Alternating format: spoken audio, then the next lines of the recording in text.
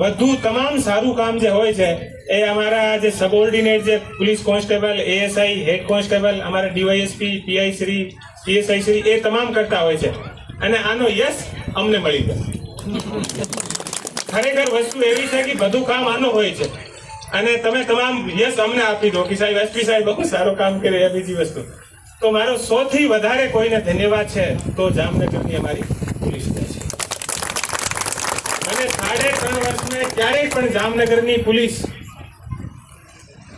એક પણ વસ્તુનો દાગ નથી લાગવા દીધો, કોઈ પણ વસ્તુ એવી નથી કરી। મને એવી જામનગરની પોલીસ ઉપર મને પ્રાઉડ છે કે એટલી સરસ રીતે।